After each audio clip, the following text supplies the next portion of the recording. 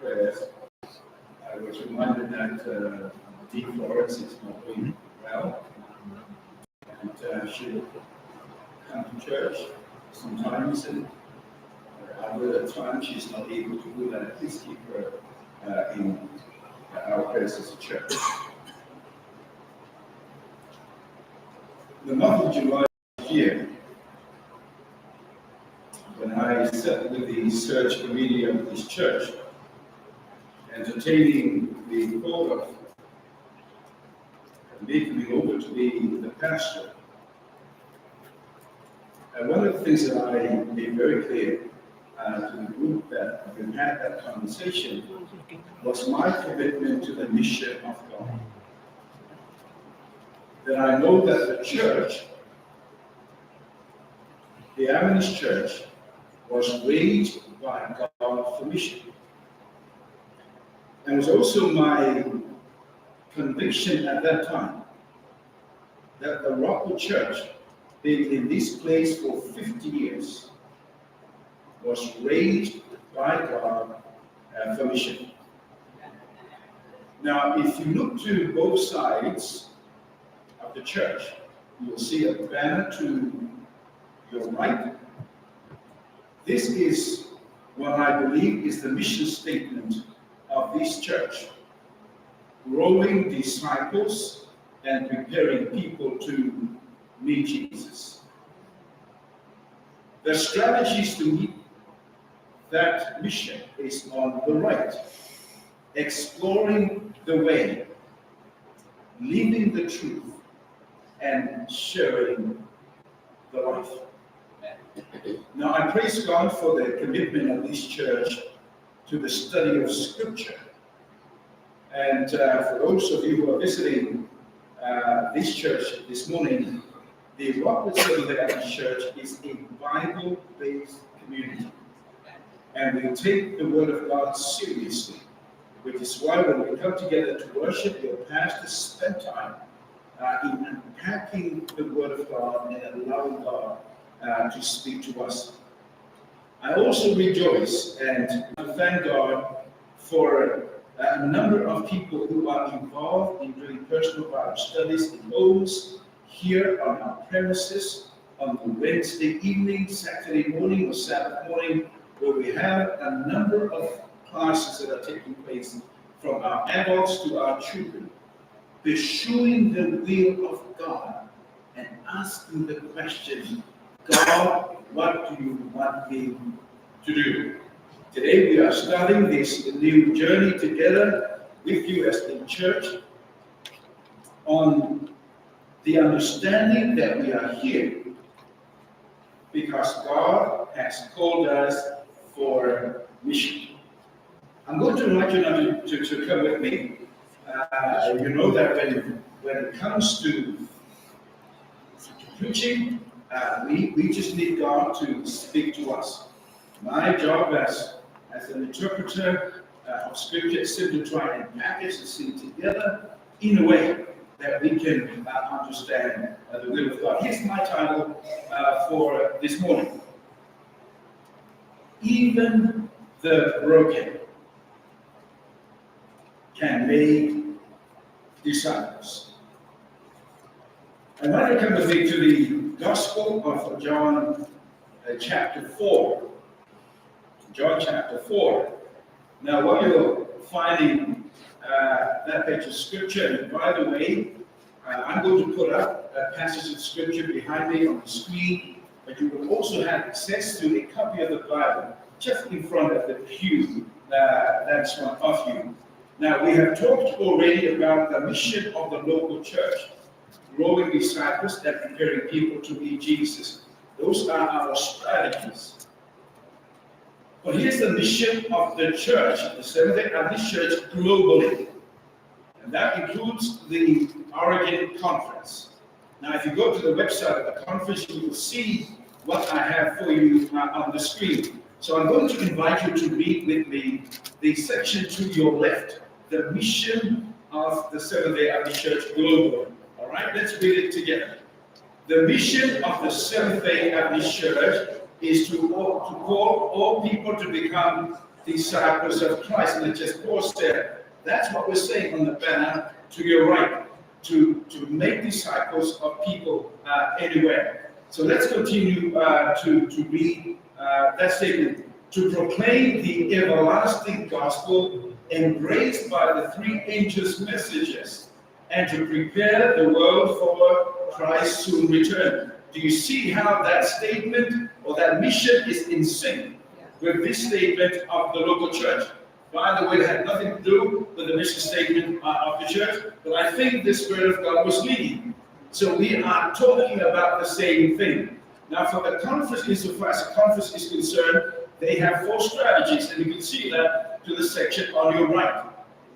Trying to make sure that we know and connect with our friends in the community, loving them, serving them, and sharing with them the good news of Jesus Christ.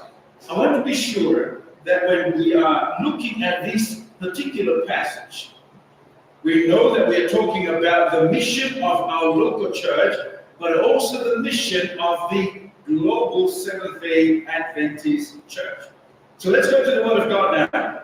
All right? Let's go to the Gospel of John. By the way, there are 2 sections of the Bible. You have the record of God staying with people before Christ. That is called the Old Testament. Then you have the section after Jesus was here on earth, and we call that the New Testament. So the Gospel of John is the 4th book of the New Testament. Matthew, Mark, Luke, and then John chapter 4. I'm using for our teaching experience this morning the NIV, the New International Version of the Bible. So we're looking at John chapter 4, verse 1 to 3. Now, before we are to read these verses together, I want to highlight, as I've done for you with highlights on the screen, some key concepts. Now, you also know from our own learning together as a church, when you see a concept or a word repeated often, you know that that concept is important. So simply by looking up to the screen or the wall, you'll see a couple of concepts repeated. You see the concept of disciples that is mentioned twice. Now, what that would suggest for me is that when you read in the biblical narrative in John chapter 4, the context is about making disciples. John chapter 4 is about making disciples. The other word concept that is repeated twice in those verses is the word baptize or baptizing. Now I want you to hear this very clearly from me. The goal of discipleship is not baptism. Baptism is only a means towards the goal. The goal is to make disciples. But you cannot make disciples in the absence of baptism. Now, I need to announce our next baptism as a church on the 13th of July. So the Sabbath before we go to the park, we will have a baptism right here. And the reason why we're doing that every month, I am committed to having a baptism in this church every quarter. For the simple reason, we need to remind ourselves that we are in the business of making disciples. And we cannot make disciples in the absence of baptism, recognizing that baptism is not the goal, it is only a means. Now, the other concept that you see on the screen, which is very important, is this concept of gaining or increasing, as you will find it in the book of Acts, or multiplying. I met with the church board last month, and I shared with the board my vision and reminded the board, who are leaders of the church, that this church must grow, it must increase numerically in terms of disciples, financially in terms of our stewardship, but also spiritually. The church can only be the church when it is moving and growing. It is an organism that has life. And ladies and gentlemen, boys and girls, all of us who are members of this congregation are invited by God to be part of His mission. And His mission is to make disciples and to prepare people for the coming of Jesus Christ. I want to just spend some time in those first few verses, because when you read the Bible, you've got to understand the context. You've got to see the big picture. And the big picture is about growing disciples for the kingdom of God. Let's go now to the screen or your Bible, and we're going to read together what you see on the screen, John chapter 4, verse 1 to 3. 4, 1 to 3. Noting, of course, those important parts of the puzzle, if you may. Are you ready to read with me? All right, everybody, let's read together.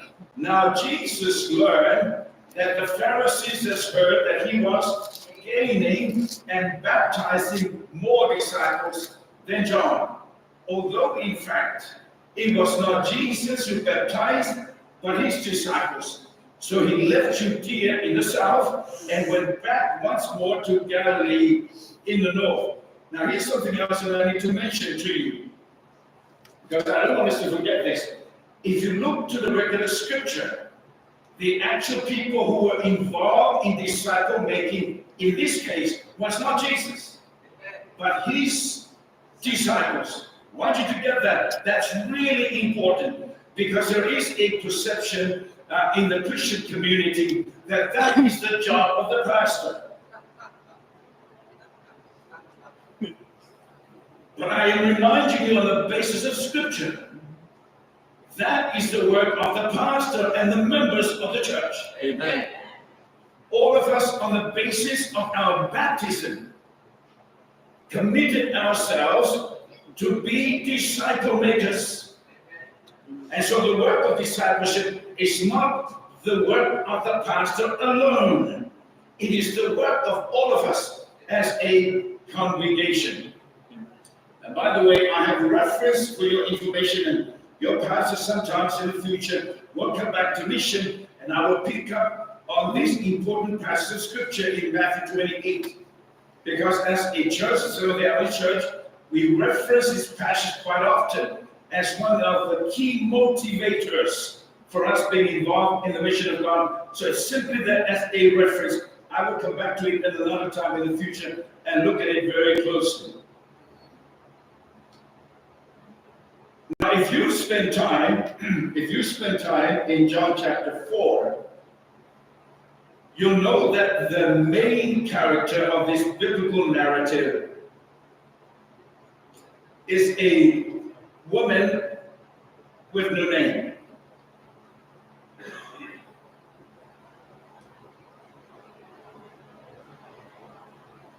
I'm pausing intentionally, because there's something about this woman, for whatever reason, and I think I can provide some reasons for you today. But it's a nameless woman. You have heard a number of sermons or studies on this passage, and you may come to the conclusion that this nameless woman is a bad woman. That she lived a loose life, if you may. That she did not live up to God's expectation. The word used often in the gospel is sinner. So you're left with this very negative picture of the Samaritan woman. I want to spend some time this morning, only as part of my introduction, to do what I would call theologically as a deconstruction. I want to deconstruct that image in the mind. And you will see, as we will journey through the story and the pages of Scripture, that this woman, even though she is nameless, her story is here because it makes the point that even the broken can make disciples. What do you say? Even the broken can be used in the hands of God for mission. To make disciples. Ladies and gentlemen, boys and girls, I will tell you that I'm also broken. All of us are broken because of sin, because of our sinful world. But in spite of our brokenness, you're sitting right here today because God wants to tell you He can use you for mission to make disciples. So follow me as I do a deconstruction of this traditional view of the Samaritan woman as a beggar. Time to write. I'm going to share with you 7 observations from the biblical text. And again, these observations are rooted in Scripture. So I ask myself the question, how can we miss it? How come we miss it? Pens ready. Number 1.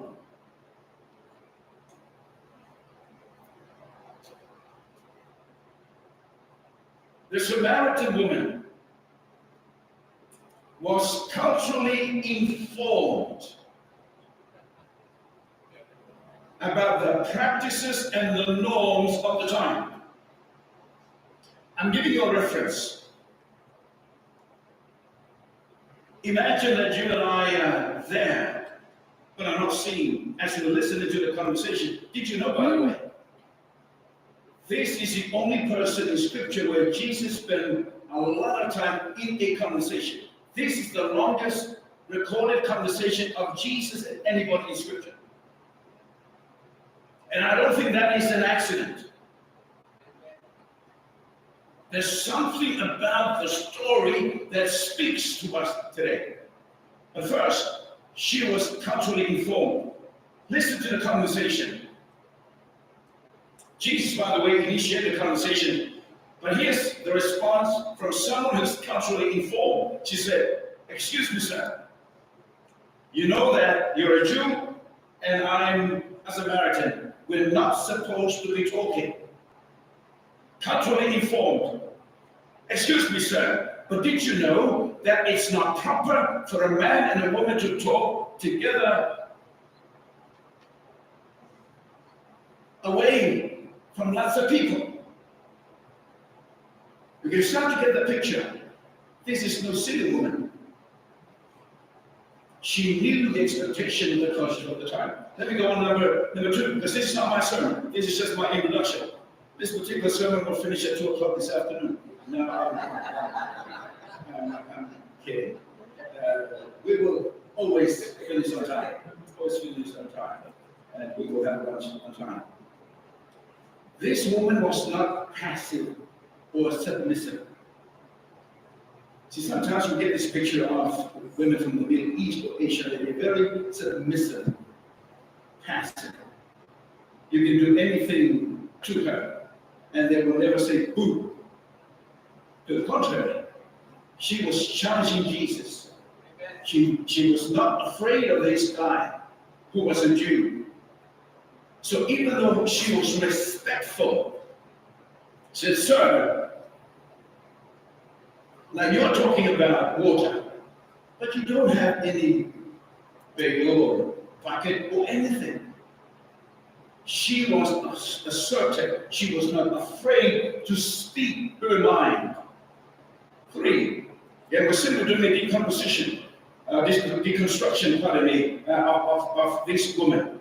She was intelligent, smart, clever. So in the conversation, she said to Jesus, "You mean you're greater than my forefathers?" I mean, she knew her history, Jewish history, that is. Said, "Really, sir? Are you telling me you're greater than my forefathers?" Clever lady. Number 4. And this is true. She was educated. She knew there comes a time when you need to learn. You need to listen. So when Jesus said, "If only you knew that I have this special water," then she paused and said, "You do? Give me more." She was a keen learner. Number 5. See, again, the traditional view of the picture that we often get is that this lady is irreligious. in terms of her lifestyle. To the contrary, she's very religious. Because somewhere in the middle of the conversation, she moved from recognizing Jesus as a Jew to saying, "You're a prophet." Furthermore, she said, "I know that your people worship on this mountain, but my people worship in this place." She goes to church. She knows the scripture. She is religious. Number 6. Contrary again to our way of thinking, she was respected by the village and the community. How do we know? Because when she went back to the village and said to the people, "I think I met the Christ," guess what? The whole village followed her. Why would you follow a woman that is not respected? But they followed her because she was respected, even though she wasn't broken. Number 7. I want to make sure that we connect to the message for today. Did you know she was a missionary? When she received eternal life through Christ, she ran back to her village. She told them, they responded, they came back. I'm going to finish this sermon, but the Bible tells us, and many Samaritans believed in Jesus because of the word of the Samaritan woman.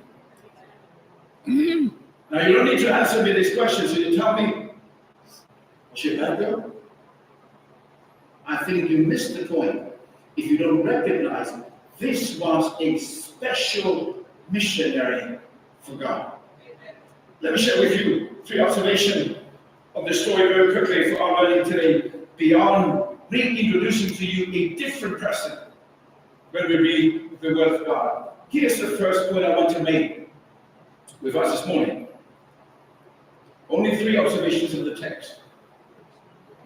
Did you know that God will go out of his way, Jesus will go out of his way in order to find us? Now, I know this can be very difficult for us to comprehend that thought, but ladies and gentlemen, boys and girls,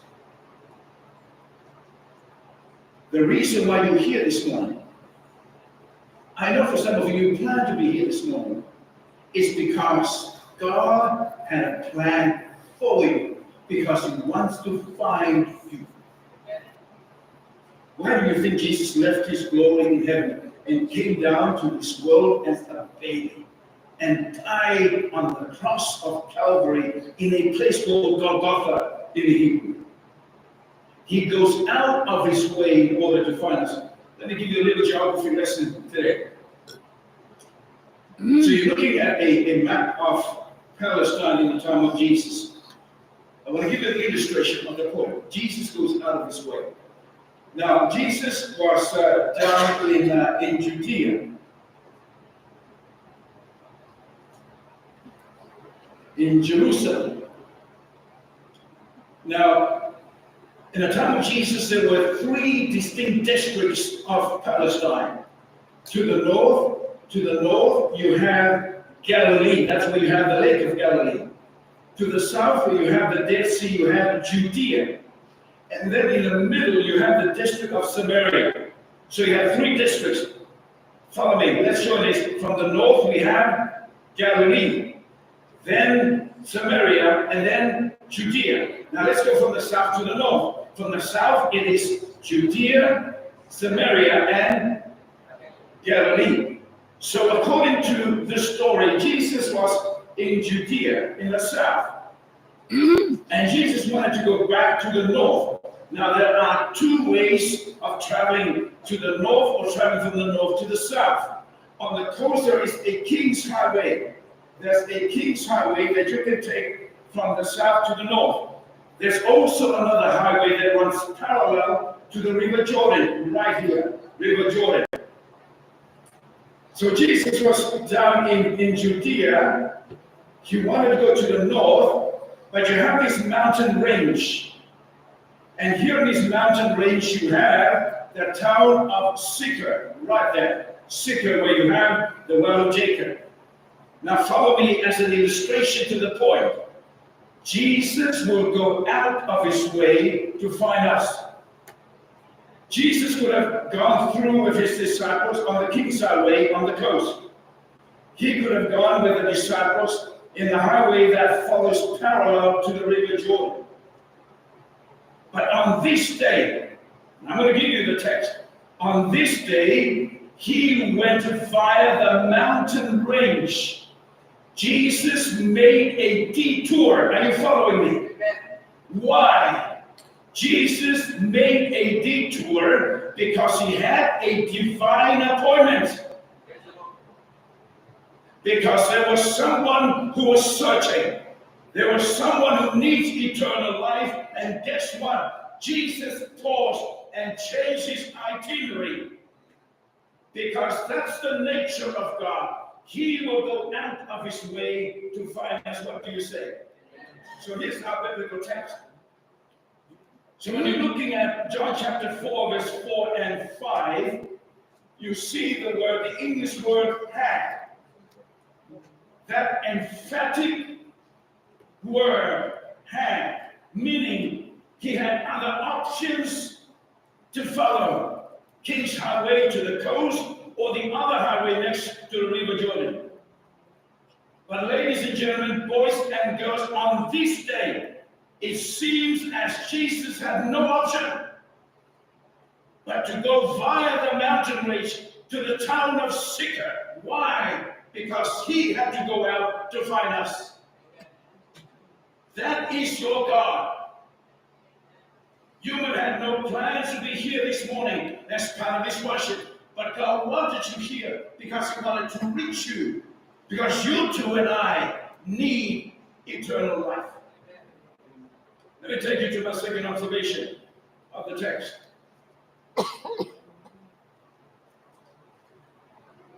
God's timing is always right. I want you to take that in. I want you to think of your own transformation. I want you to think of your own experience with Christ. When you first acknowledge him as your Savior and Lord, that was the right time for you. For another person, it's another time. But God will always work on the right time. How do I know? Let me take you to the text. Read with me verse 6. This is John chapter 4 and verse 6. Again, the point that I want to make. God's time is always right. Let's read it together. Jacob's well was there, and Jesus, tired as he was from the journey, sat down by the well. It was about noon. Now you can mark that word in your Bibles. But here's the point. Let me see if I can describe the context. You never go to the well in the middle of the day. Now remember, this is Palestine. It's absolutely hot. This was not the time to go to the well. In fact, I'll tell you when you go to the well. And I know this for a fact. I'm going to tell you my story in a moment. The time to go to the well is early in the morning or late in the afternoon, evening. We also know that it is the job of young girls and women to go to the well or to the waterfall or to the river, but never in the middle of the day. By the way, noon means 12 p.m. for us, middle of the day, when it's absolutely hot. It makes no sense. I once grew up in one group of islands in the Pacific. It was a long time ago, before the availability of town water. I remember being with my mother's family who were not Adventists. But as a young lad, I remember going with the women and my cousins. There was a waterfall not far from our family property. And I remember picking up a couple of buckets, and there's a steep that we call Amo. And then we would go to the waterfall about half an hour away. Then we would fetch our water, and we would also have a dip in the water. And I remember from that experience, the time to go with the women, my aunties and my cousins, to the waterfall was early in the morning or late in the afternoon. So you ask yourself the question, why is Miss Samaritan woman going to the well in the middle of the day? Let me tell you why. In these parts of the world where the temperature is too warm in the middle of the day, this is a time when you will take your siesta. Do you know what I'm talking about?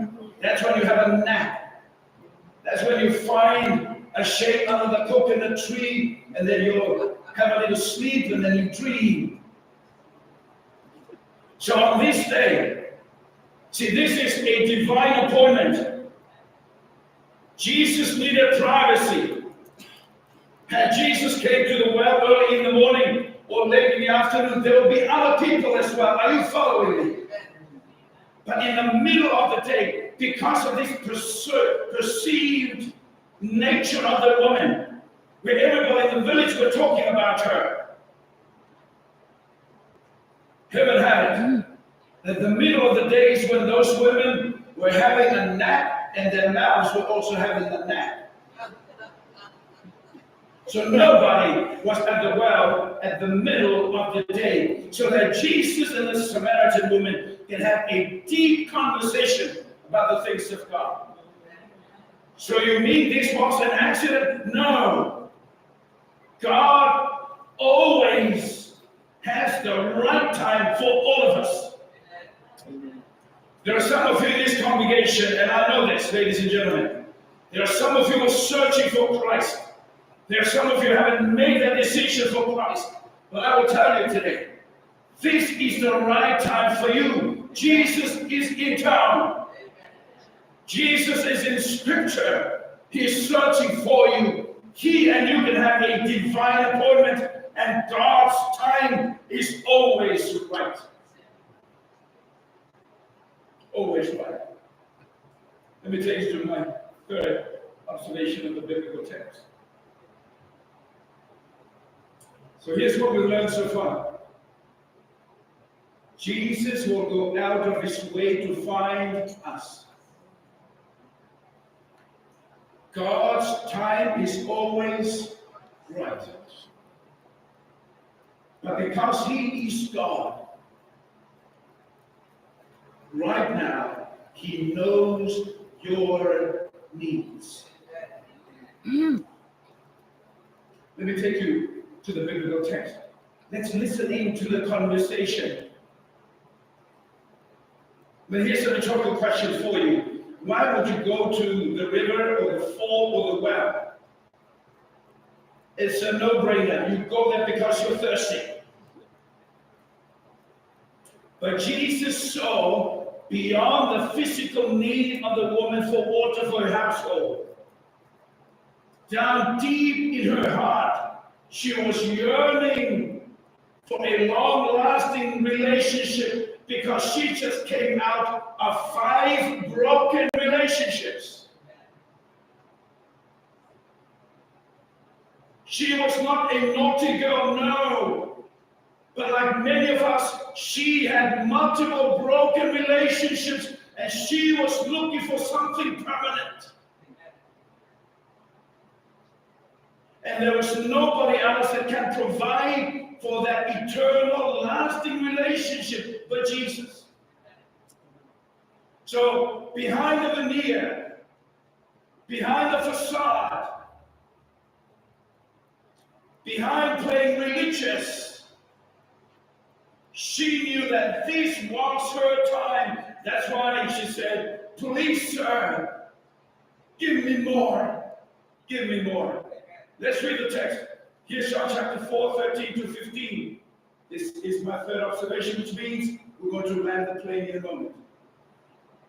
Read together with me. You see it on the screen, everybody. Jesus answered her, "If you knew the gift of God And who that asked you for a drink, you would have asked him, and he would have given you living water. Now pause it for a moment. There's a difference between running water or living water, or the water that comes from the well, which is stale water. Do you get the picture? So here Jesus is saying, woman, you came for stale water, but I'm offering you running water, living water, that is better, because you will not come back to this place. Continue reading as we look to the screen, verse 13. Well, the next verse. Jesus answered, everyone who drinks this water will be thirsty again. But whoever drinks the water I give them will never thirst. Indeed, the water I give them will become in them a spring of water, welling up to eternal life. There you are, ladies and gentlemen, boys and girls. It's not just physical water. It's about offering eternal life that is found only in Jesus.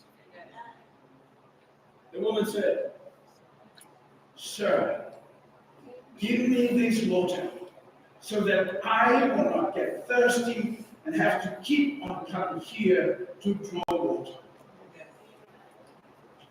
Ladies and gentlemen, boys and girls, church and our friends, you've been searching for a long time, but you've been going after stale water.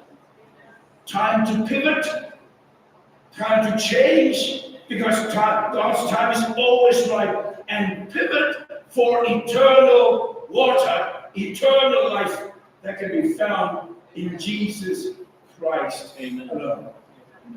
Allow me now to make the connection between this story and the mission of God. Now, while Jesus and the woman was having this conversation, the disciples were in the little town of Sychar to get some fish and chips for them. Some lunch. So when they came back, and they said, Rabbi, teacher, here's your food. Listen now to the response from Jesus. And I'm going to highlight some key parts, and then we're going to finish.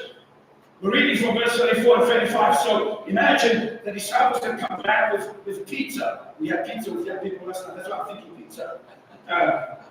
Whatever. So they brought food and they say, sir, here's your lunch. Here's your food. Listen to the response from Jesus. Let's read together. My food, said Jesus, is to do the will of him who sent me and to finish his work. Don't you have a saying, it is still 4 months until the harvest? But I tell you, open your eyes and look at the fields, they are ripe for harvest. Let me take you to verse 34. There are two parts to the response of Jesus. He said, I need to do the will of God. I'm asking our church, Rockwood, are we willing to do the will of God? Is that why we're here? To grow disciples. The second part of this response from Jesus is one that I hear often. I hear people praying, Lord Jesus, come. This world is too chaotic. We want to go home. So Jesus is saying, very well, but you need to help me finish the work. Amen. Nobody's going anywhere unless the work is done. Amen. Put it bluntly, ladies and gentlemen, nobody is going anywhere until the work is done. Now, did you see my first slide this morning? You saw a wheat field that was ready to be harvested. But that was not the case in the surroundings of the well. Now use your imagination. This is verse 35. So Jesus said, you look at these fields, and you know in 4 months, then we're going to have a harvest. Notice how Jesus pivoted that response to something else. He shifted his vision and view from the actual green field surrounding the well to the top of a hill where Jesus could see people coming. Now, it's a subtle change in the text. Let me go back. Verse 35. Jesus said, I know you're looking at the field and you're telling me, sir, 4 more months and then we'll have a harvest. Jesus said, nonsense. No. This is the field. Look at this group of people coming with the Samaritan woman. The harvest is ready. There is no time to waste, church. The harvest is ready. The question, are we willing to be used of God? To do His will and to finish the work so that we can all go to heaven, but nobody's going until the work is done. Learn 3 things. Jesus will go out of His way to find us. God's timing is always right. What's the 3rd point? You can't remember God's mission is our purpose. Then, I did not put this banner up there. You did. I am simply here to facilitate the journey. You put it up here because you meant business. And God's mission is our mission. Let me finish with this beautiful summation of the impact of the women's contribution to the mission of God. Read together with me what the Bible records. Many of the Samaritans from that time believed in Him because of the woman's testimony. What do you say? Amen. Even the broken can make disciples. And all of us are broken, but God can use us. Just like Jesus used the Samaritan woman. Join us, stand as we will sing our final hymn, and we're still in time college.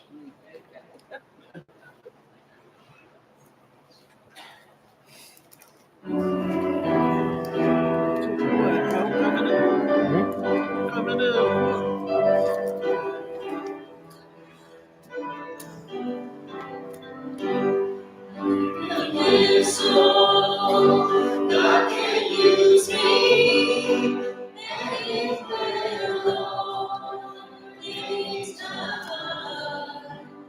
I'm gonna live so. God can use me anywhere, Lord, anytime. I'm gonna work so. God can use me anywhere, Lord, anytime. I'm gonna work so. God can use me anywhere, Lord, anytime. I'm gonna pray. I'm gonna pray so. God can use me anywhere, Lord, anytime. I'm gonna pray so. God can use me anywhere, Lord, anytime. I'm gonna sing so. God can use me anywhere, Lord, anytime. I'm gonna sing so.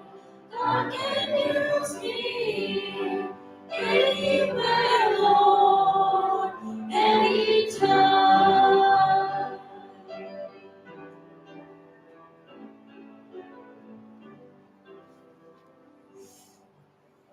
Now, Father, we rejoice in the knowledge that you are interested in our well-being and our journey of faith.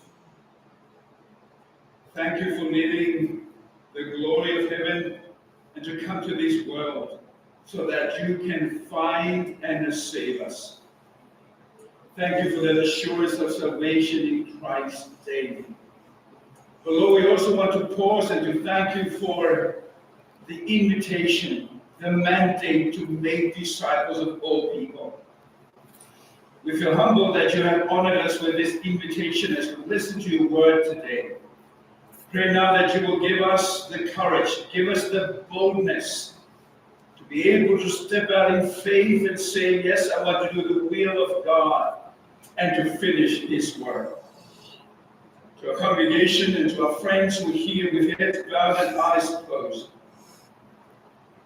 it's your desire that you want to be used of God in the workplace, in your neighborhood, at school, and wherever God has placed you in life. It's your desire that you want to be used of God as the missionary, in spite of the person that you are.